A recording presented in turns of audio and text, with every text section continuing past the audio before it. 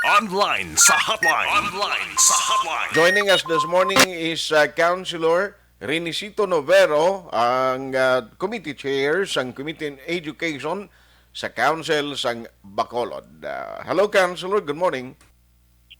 Good morning, Action Art. Inyong below the management and staff. Kag sa aton mga palanggan. Palamati mayong agya sa inyo tanan. Salamat gid sa time. Sir, i-check ko lang update ito sa Alangila National High School. Balin na dayon gito today ang pag-start kag anong latest mga communication kay kapitan kag sa principal dito, sir? Well, the information relayed during our last meeting, subong adlaw ma-resume ang face-to-face classroom instruction sa Alangila National High School. Mhm. And then, this coming Wednesday, may ara kami tentative schedule ng meeting duwat ang local school board. Okay. Kag isa sa mga meetingan naton, ang resumption sa face-to-face classroom instruction, not only in Alangila National High School, but possibly in other schools, especially na level 1 na kita sa alert status. Okay. So, may posibilidad nga hindi lang ang area tong kon mga schools nga natumod naton last time nga isunod sa Langilan. Why pa man sir advisory from the DepEd no all over Bacolod sining nga level, sining nga grades or sini nga diri nga bahin nga sa high school ma-resume na gid tanan for face to face, why pa na yan no? Wala man, pero ang pagintindi ko, ang directive halin sa National Office, ang DepEd, through the Office of the Secretary, na ang discretion ari diri sa ground level.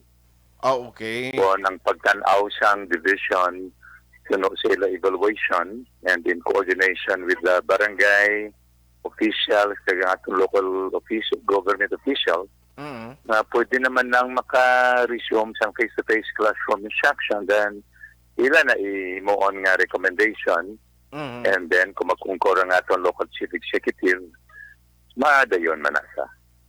Okay. Itagaan lang report or information ang aton national office ang DepEd, Aha. including ang aton regional office, of course. Aha. So bali ang system kung paano ipatuman to dito ya sa Alangilan, sir, balikan ko dito. Bali depende na to sa school kung ano ang himuon nilang sistema, bala pila ka students, ang kag kung bala per batches gihapon ginatugyan na lang ni sa ila tong diskresyon. Not necessarily, kay from our last meeting, ang paghangop ko nga ang standard nga itumanon amo ang number of maximum students, for example, which is 20. And then, wala pa definite kid nga matter of scheduling, kung bala every day or 4 days a week, pareho sa unang ginimo dito sa Alangila National High School.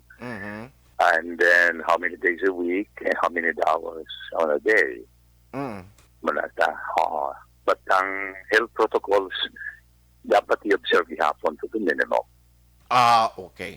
Sige, so please keep us posted no kung ano mabulig na mundira kapin pagig kumay ara ka mo advisory sa mga parents para ma-inform ta sila. By the way, isingit ko lang nito talari ka naman lang counselor, mga quarantine centers ta subong kumusta apat gyapon ginagamit ta or na iba na ni subong subakulod? Naiba na nag-receive ang aton number sa mga patients na gina-quarantine ka gina-isolate. Okay. Nag-deliver na sila after some time.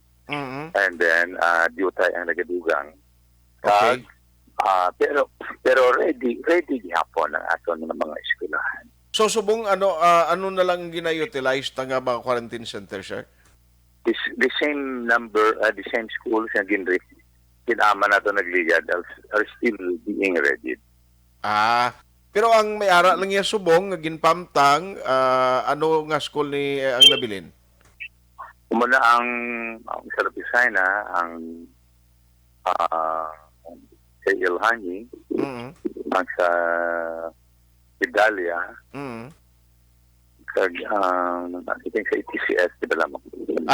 So bali apat yapon.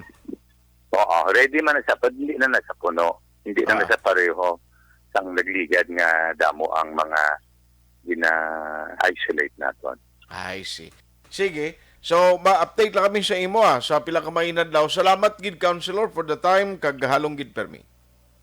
Thank you very much also. Salamat sa Ginoo nga nagapadayon nga naganabuo ang kaso sa aton COVID-19 infection sa siyudad ng Bacolod.